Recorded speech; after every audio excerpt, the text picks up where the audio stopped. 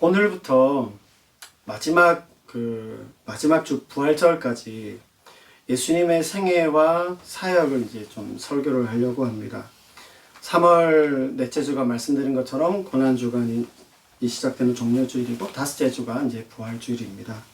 그래서 아무래도 이때는 예수님의 고난과 부활에 대해서 좀 생각해 보는 게 좋겠다 싶어서 설교를 준비하는데요.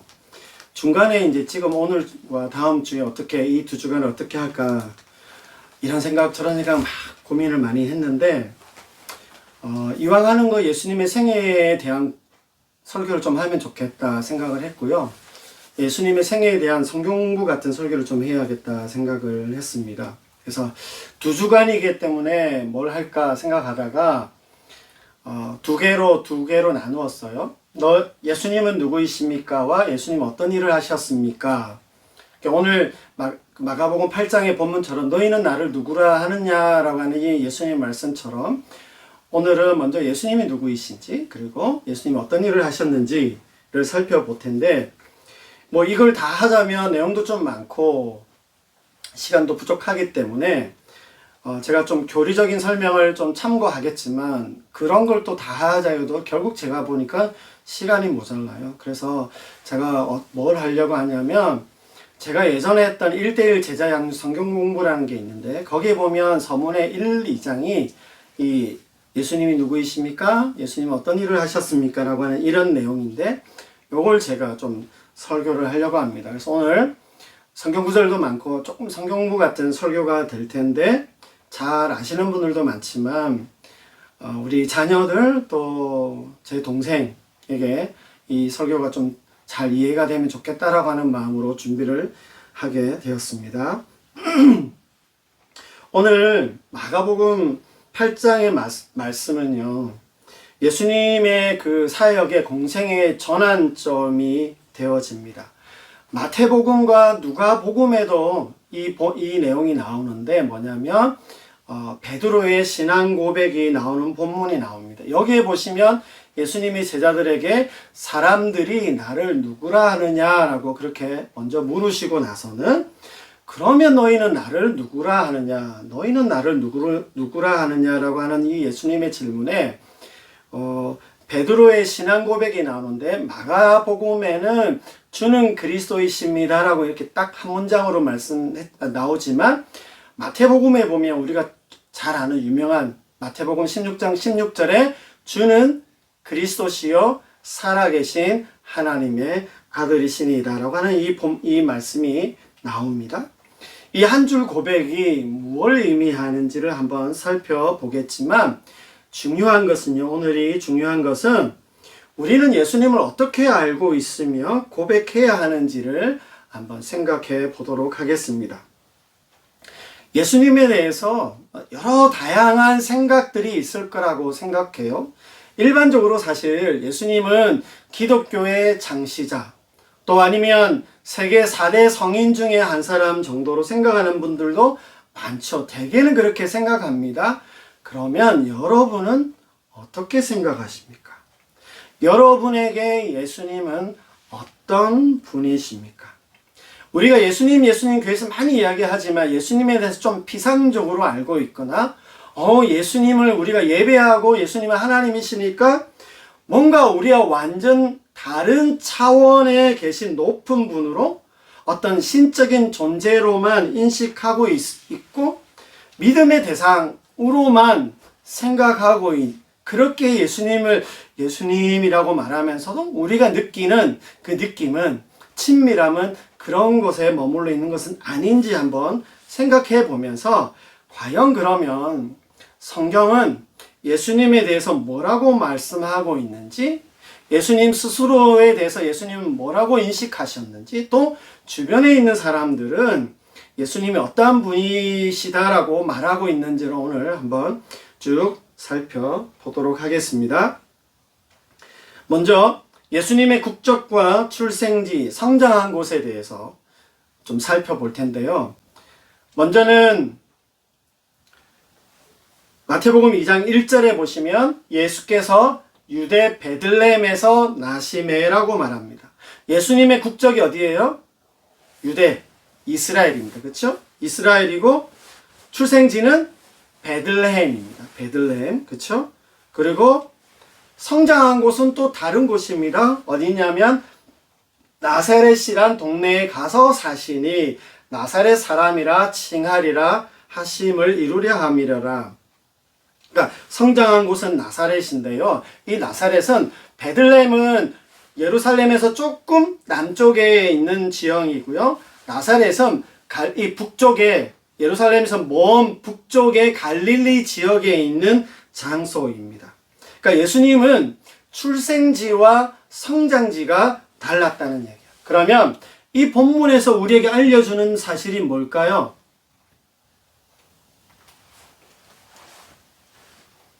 예수님이 주민등록이 있으셨다라고 하는 거예요.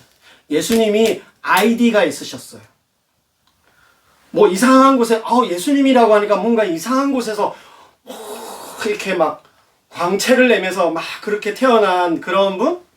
아니면 이렇게 하늘에서 내려오는 걸 이렇게 보아서 이렇게 한 그런 출생이 아니다라고 하는 겁니다. 우리와 전혀 다른 어떤 신적 존재로만 보아서는 안 된다는 거예요. 예수님은 우리와 같이 한 사람으로 이 세상에 오셨다는 것을 알 수 있습니다. 이처럼 예수님이 우리와 동일한 사람이셨다라고 하는 것을 알려주는 몇 구절들을 제가 좀 더 말씀을 드리도록 할게요. 누가복음 2장 52절에 보시면 예수님의 성장에 대해 이렇게 이야기해요. 예수는 지혜와 키가 자라가며 보통 아이들처럼 성장해 갔다 이렇게 과정을 거치면서 성장해 가셨다라고 하는 이 자라가는 모습을 보여주셨다는 거예요. 여러분 이상하게 들리실지 모르겠지만 예수님께서 기저귀를 찼을까요? 예수님께서도 배변 훈련을 하셨겠죠. 뭐 이런 얘기를 굳이 할 필요는 없지만 왜 이야기하냐면 너무 거룩한 존재에서 그런 일을 전혀 겪지 않으시고 잘하신 것 아니다라고 하는 얘기를 드리려고 합니다. 태어나셔서 유년기를 거치시고 소년기를 거치시고 청소년기, 청년기를 거치시면서 성장하셨다라고 하는 거예요. 자라면서 지혜와 키가 자라가고 사람들에게서 사랑스러워져 갔다라고 하는 말은 부모에 대한 어떤 효심, 사람들에 대한 어떤 배려들이 있는 우리와 같이 똑같은 그런 환경들 속에서 예수님이 성장하시고 사셨다라고 하는 것을 살펴볼 필요가 있어요. 이러한 예수님의 인간적인 면을 조금 더 우리가 한번 살펴보겠습니다. 마태복음 4장 2절을 말씀해 보시면 예수님이 이제 공생애를 시작하시면서 시험을 받으시는데 광야에서 40일 금식을 하셨어요. 공생애를 시작하시고 메시아로 그리스도로 나타나시면서 40일 금식을 하셨는데 어떻게 하셨다고요? 줄이신지라. 저는 여러분 이 구절이 좀 이상하지 않나요? 예수님이신데 공생애를 시작하시는 대단한 그리스도로서 공생애를 시작하시는데 40일을 금식하셔도 어떻게 해야 돼요? 배고프지 않으셨다. 우리 목사님들 중에 40일 금식을 몇 번 하셨다라고 하는 분들도 저희가 보는데, 아니 40일 금식을 하셔도 배고프지 않으셨다고 해야 더 메시아 같고 하나님 아들 같지 않나요? 40일 금식을 해도 하나도 배고프지 않다. 이게 더 위대한 어떤 모습처럼 보일 수 있는데 여기에 뭐라고 말씀하시냐면 줄이셨다고 해요. 여러분 이 하나도 뉴스거리가 되지 않는 이런 내용을 굳이 왜 이런 말을 하고 있는 이유가 뭘까요? 우리와 똑같은 사람이셨다라고 하는 것을 말해주기 위해서입니다. 요한복음 4장 6절에 보시면요, 예수님께서 길을 가시다가 피곤하셨어요. 피곤하셨는데 뭐라고 이야기해요? 우매울 곁에 그대로 앉으시니. 북한의 그 사람들처럼 천리군 행군을 해도 끄떡 없어야 할 것 같은데 피곤하셨다 그러고요. 여기 보면 그대로 앉으셨다라고 하는 이 말은 우리식으로 표현하면 그냥 가다가 우물 곁에 그냥 털썩. 왜요? 너무 피곤하니까 털썩 주저앉으셨고 마을에 음식을 구하러 본인은 안 가시고 제자들만 보내셨다고 말씀하고 있는 것입니다. 마가복음 4장 38절에 보시면 예수님께서 제자들과 배를 타고 가시는데 광풍이 불어져서 위험해졌는데도요, 예수님께서 얼마나 피곤하셨는지 배 고물에서 베개를 베고 주무셨대요. 제자들은 너무너무 무서워하고 떨고 있는데 예수님이 깨시지 않으니까 얼마나 피곤하셨으면 예수님을 깨워야 했던 만큼 예수님이 배에서 주무셨어요. 배는요, 자는 곳이 아닙니다. 그 옛날 그런 나무 배에선 잘 수 있는 것이 아니에요. 근데 광풍이 불어도 예수님 잘 주무셨어요. 얼마나 피곤하셨는지. 그래서 참 그런 거 보면 예수님도 이렇게 딱 어디 머리만 대면 주무셨나 봅니다. 사실 예수님이 사역이 너무 정말 식사하실 겨를도 없이 열심히 하시긴 하셨지만 예수님도 아마 이렇게 딱 머리만 대시면 주무시는, 잠자리 가리지 않는 분이셨다라고 하는 걸 우리가 알 수 있습니다. 마태복음 21장 12절 말씀에 보시면 예수님께서 이제 종려주일을 맞이해서 예루살렘 성전 안으로 들어갔는데 거기에 보니까 그 성전 안에서 장사하는 사람들이 보인 거예요. 그러니까 그 사람들에 대해서 호통을 치시고 분노를 하시면서 내쫓으시고 거기에 있던 의자와 상자, 테이블 같은 것들을 다 어떻게 하셨어요? 둘러엎으셨어요. 예수님도 분노가 물론 예수님의 이때의 분노를 우리는 거룩한 분노라 그렇게 이야기는 하지만 예수님께서도 분노가 폭발하시면 이렇게 난리 하시고, 그렇죠? 과격해지셨습니다. 그렇죠? 그 다음에 누가복음 19장 41절에 보시면 예루살렘 성 가까이 오셨을 때 예수님께서 예루살렘 성을 보시고 우셨다라고 하는 기록이 있어요. 예루살렘 성을 보셨는데 그 성이 얼마나 황폐하고 부패해져 있는지, 영적으로 타락해 있는지 그 성을 바라보시면서 예수님께서 우셨다라고 나옵니다. 성경에는 예수님께서 우셨다라고 하는 기록이 2번 나오는데 오늘 예루살렘 성을 보시고 우셨다라고 하는 기록이 한 번 있고요. 또 다른 한 번은 사람의 어떤 상태를 보시고 사람에 대해서 우셨다는 기록이 있는데 나사로의 죽음에 대해서 우셨다는 기록이 나와요. 요한복음 11장 33절에서 35절 말씀에 보시면 이건 참 특별하고 특이한 구절이에요. 제가 한번 읽어보겠습니다. 예수께서 그가 우는 것과 또 함께 온 유대인들이 우는 것을 보시고, 아마 마르다 같은데요. 그가 우는 것과 또 함께 온 유대인들이 우는 것을 보시고 심령에 비통히 여기시고 불쌍히 여기사 이르시되 그를 어디 두었느냐 이르되 주여 와서 보옵소서 하니 예수께서 눈물을 흘리시더라. 예수님은요, 나사로가 죽었다고 하지만 예수님이 지금 이곳에 오신 이유가 뭐예요? 나사로를 살리실 거기 때문에. 그리고 살리실 것을 예수님이 아셨어요. 모르신 게 아니에요. 근데 이 사람들이 우는 것, 나사로하고 굉장히 친밀한 관계가 있었어요. 마르다와 마리아, 나사로와는 굉장히 친밀한 관계에 있었는데 그 사람들이 슬퍼하는 거, 왜 슬퍼할지, 뭐 때문에 슬퍼하는지를 예수님이 아셨어요. 그렇죠? 그렇기 때문에 그 모습 속에서 그래도 내가 살릴 걸 알면, 저 같으면 야 그만 울어, 내가 살릴게, 아유 괜찮아 그만 울어, 뚝! 그러실 수도 있는데 예수님의 감정이라는 게 사람들이 그런 어떤 연약함과 아픔과 슬픔들 속에서 우는 걸 보시고 예수님이 공감을 하셨어요. 감정이입이 되셔서 함께 우셨다라고 하는 겁니다.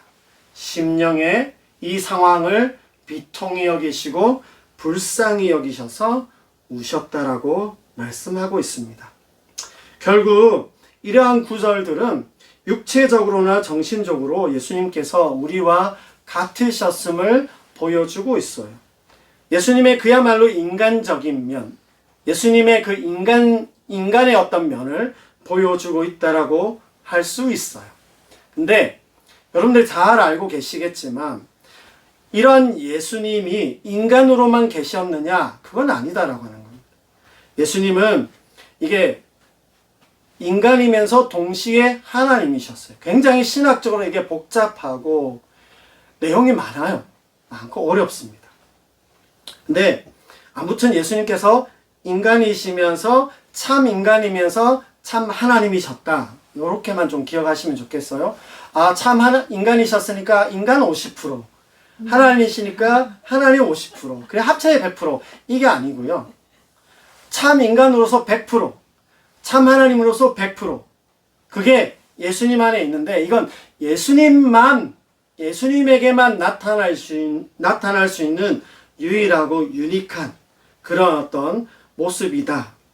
이해하기 어렵습니다. 우리가 그럴 수 없는데 그걸 진짜 이해하기는 어려워요. 그러나 성경이 우리에게 보여주는 내용들은 이게 사실이다라고 하는 겁니다. 그래서 이게 피해가는 말 같지만 사실은 이러한 것을 그리스도께서 보여주신 신비의 영역으로만 우리가 이해하고 있으면 될 것 같습니다. 그래서 제가 이 정도만 이런 부분들을 언급하면서 예수님의 이 이중적인 정체성을 설명하면서 예수님의 그 신성에 대해서 하나님 되심에 대해서 조금 더 말씀을 드릴게요. 히브리서 4장 15절 말씀은요. 예수님께서 인간이시면서 동시에 하나님으로 전환되어지는 중요한 구절입니다. 여기에 보시면 우리에게 있는 대제사장은 예수님이세요. 예수님은 우리의 연약함을 동정하시는 분이시다. 아신다. 뭔지 알고 계시는 분이시다라고 하는 말씀을 하고 있고요. 또 우리와 똑같이 시험을 받으신 분이시다라고 이야기를 합니다. 그러나 죄는 없으시다. 인간의 연약함을 느끼시고 시험도 받으셨어요.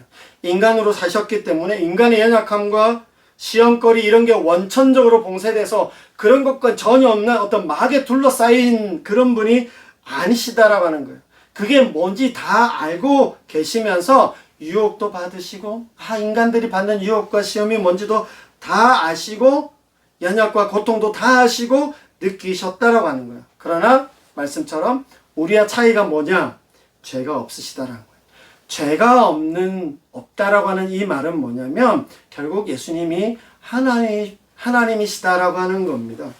왜냐하면 모든 사람은 다 죄인입니다. 죄 아래 태어나고 죄 아래에 있습니다. 그러나 예수님은 오늘 여기 말씀처럼 죄가 없으시고요. 죄를 경험하지 않으셨다라고 그렇게 말씀해 주고 있습니다. 이것이 예수님의 하나님 되심을 보여주는 구절이에요.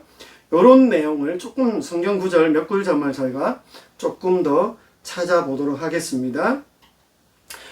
괜찮으시죠? 자, 요한복음 10장 30절입니다. 여기에 보시면 나와 아버지는 하나이니라 하신다. 예수님이 하신 말씀이에요. 예수님과 하나님이 하나이고 일체라고 말씀합니다. 그래서 저희가 삼위일체란 말은 성경에 나오지 않지만 삼위일체라고 하는 신학적인 개념을 가지고 있게 되는 것은 이 말씀을 바탕으로 하고 있는 거예요. 그러니까 성부 하나님, 성자 예수님, 성령 하나님이 하나이시다. 일체이시다라고 말씀합니다. 예수님은요, 스스로를 단순히 그냥 하나님이 보내신 그냥 심부름꾼, 메신저로만 생각하지 않으셨고, 하나님과 하나이시고 일체라고 말씀하고 있는 것입니다. 요한복음 5장 23절에 보시면, 이는 모든 사람으로 아버지를 공경하는 것 같이 아들을 공경하게 하려 하심이라. 아들을 공경하지 아니하는 자는 그를 보내신 아버지도 공경하지 아니하느니라. 그러니까 예수님은 하나님과 동일하게 경외의 대상이고 존경의 대상이다라고 하는 말입니다. 무슨 말이냐면요, 예수님은 우리 예배의 대상이시기도 하다라고 하는 거예요. 그만큼 하나님과 동격이시다라고 하는 겁니다. 요한복음 14장 9절도 보겠습니다. 여기 보시면 예수께서 이르시되 빌립아 내가 이렇게 오래 너희와 함께 있으되 네가 나를 알지 못하느냐. 나를 본 자는 아버지를 보았거늘 어찌하여 아버지를 보이라 하느냐. 예수님을 본 것은요, 하나님을 보는 것과 마찬가지입니다. 우리가 하나님이 어떤 분인지 정확하게 그분의 어떤 성품과 어떤 어떤 속성이라고 하는데요. 어떤 하나님일지 잘 모르지만 예수님을 봄으로써 예수님을 통해서 하나님을 알게 된다고 하는 겁니다. 그래서 예수님을 우리는 하나님에 대한 완전한 온전한 계시라고 그렇게 이야기를 합니다. 아무튼 예수님 자체가 하나님이시다라고 하는 것을 보여줍니다. 자, 이것은 예수님께서 스스로를 하나님과 어떤 관계에 있는지, 자기 스스로를 어떻게 인식하셨는지를 보여주지만 예수님 옆에서 목격한 사람들의 말도 우리가 들어볼 필요가 있죠. 마태복음 14장 33절에 보시면 배에 있는 사람들이 예수께 절하며 이르되 진실로 하나님의 아들이로소이다 하더라. 그러니까 무리를 예수님께서 제자들이 배를 타고 가고 있는데 풍랑이 일었어요. 멀리서 예수님께서 물 위를 걸어오시고 막 바람 불던 것도 그 바람도 예수님께서 잔잔하신 것을 보고 나서 제자들이 뭐라고 예수님에 대해서 말하고 하냐면 진실로 하나님의 아들이로소이다. 바로 옆에서 예수님을 지켜본 제자들의 고백입니다. 그래서 여기서 이제 좀 하나 말씀드리고 싶은 건 뭐냐면 우리가 기적이라든지 치유라든지 하나님의 그 응답을 경험하게 되잖아요. 근데 치유나 기적이나 하나님의 그 응답 그 자체가 사실은 중요하기도 하지만 그것만 바라보면 안 되고 그것을 통해서 뭘 바라보아야 돼요? 예수님이 누구이신지를 알 수 있어야 돼요. 오늘 제자들이 그와 같은 일들이 일어나는 걸 보고 하나님의 아들입니다. 자기들의 진짜 그리스도로 고백하는 것을 보게 되는 거예요. 이것은 예수님을 따라다녔던 제자들만이 아니라 다른 사람들에게서도 발견되어지는데요.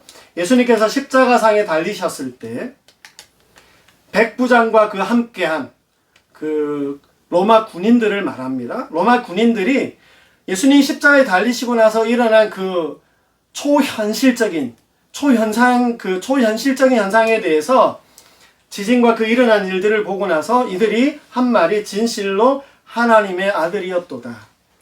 은연중에 진심으로 예수님이 하나님의 아들이었다는 고백을 이렇게 듣게 하시는 것을 보게 됩니다. 여러분, 로마 군대 군인들입니다. 전혀 이러한 어떤 내용과는 무관한 사람들이고요. 심지어 예수님에 대해서 말을 해야 된다면 악의적으로 말할 것 같은 사람들의 그 입을 통해서 은연중에 진실을 말하는 거죠. 예수님은 저분은 하나님의 아들이시다. 그렇게 이야기하는 겁니다. 한 구절만 더 보겠습니다. 요한복음 20장 28절입니다. 예수님께서 십자가에 돌아가신 걸 다 알아요. 근데 꼭 어떤 그룹에 보면 항상 의심하는 사람이 있어요. 항상 질문하는 사람들이 있는데 이 제자 그룹에도 있습니다. 그게 누구냐면 의심 많은 도마라고 이야기를 많이 하는 그 도마입니다. 결국에는 예수님께서 손자국, 손의 자국과 못자국, 옆에 창자국 다 보여주시고 나서 그 의심이 그치고 나서 도마의 고백이 뭐냐면 나의 주님, 나의 하나님이라고 고백합니다. 객관적으로는 예수님도 이 세상에 사셨으니까 인간이셨네 그렇게 말할 수 있겠지만 그런 사실을 넘어서서 특별한 어떤 자기의 주관적인 경험을 하게 되니까 예수님이 하나님이시고 나의 구원자이시고 주님이라고 고백하게 되는 것입니다. 이러한 예수님을 체험하고 예수님을 그리스도로 구원자로 우리가 믿을 수 있어야 할 것입니다. 이처럼 예수님은요 참 인간이시면서 참 하나님이셨습니다. 이것을 사도 바울께서 아주 잘 정리한 구절이 예전에 제가 설교한 적이 있는데요. 빌립보서 2장 5절에서 8절까지 말씀입니다. 다 같이 한 목소리로 크게 읽어보도록 하겠습니다. 같이 읽습니다. 시작! 너희는 이 마음을 품으라. 품으라. 곧 그리스도 예수의 마음이니 그는 근본 하나님의 본체시나 하나님과 동등됨을 취할 것으로 여기지 아니하시고 오히려 자기를 비워 종의 형체를 가지사 사람들과 같이 되셨고 사람의 모양으로 자기를 낮추시고 죽기까지 복종하셨으니 곧 십자가에 죽으시니라. 사도 바울은요 예수님이 근본 하나님과 본체시다 똑같으시다. 하나님과 동등되셨다. 근데 자기를 비워서 사람들과 같이 되셔서 낮아지셨다. 그렇게 말씀하고 있습니다. 성경은 이처럼 예수님만이 참된 메시아이시고 그리스도라고 말씀하고 있습니다. 그래서요, 예수님 이퀄 그리스도, 그리스도 이퀄 예수, 그렇게 이해를 해야 됩니다. 그래서 성경에 보면 앞부분에는 예전에는 그리스도는 예수, 그리스도 예수로 나오다가 이제는 뒤에 가면 예수 그리스도로 바뀌어집니다. 예수님이 그리스도라고 하는 걸 이제 더 이상 말할 필요가 없다, 확실하다라고 이야기를 하는 겁니다. 여러분, 그만큼 이 예수님이 그리스도, 예수가 그리스도라고 하는 이 사실이 뭐 지식적으로 안다고 알 수 있고 믿어지는 게 아닙니다. 우리가 다 알다시피 예수님 시대에도 보면요, 예수님 그렇게 엄청난 가르침, 기이하게 여길 만큼 그 가르침을 하시고 엄청난 기적의 사건을 보여주셔도 꼭 그 중에 보면 믿지 못하는 사람들, 믿지 않는 사람들이 있는 것입니다. 하물며 여러분, 우리의 시대에, 오늘날 우리의 시대에 예수님을 나의 주님으로, 나의 구원자로 믿어진다면 이게 어떻게 가능할까요? 이것은 여러분, 보이진 않지만 성령 하나님께서 우리 안에 역사하셔서 감동해 주셔서 믿어지게 된다라고 하는 사실입니다. 그래서 나는 예수님이 나의 구원자이시고 하나님의 아들이심을 믿습니다.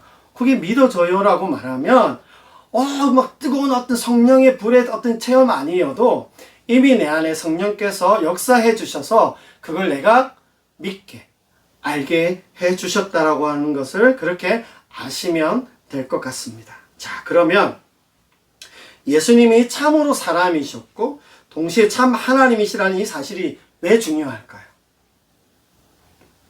이 예수님이, 이런 예수님을 안다는 것이 무엇을 의미할까요? 아까 우리가 앞에서 보았던 히브리서 4장 15절에서 16절 말씀을 보시면요, 우리 대제사장은 우리의 연약함을 동정하시는 분이시다. 우리와 똑같이 시험을 받으신 분이시다. 우리의 아픔과 고통을 다 아신다라고 말씀하고 있는 것입니다.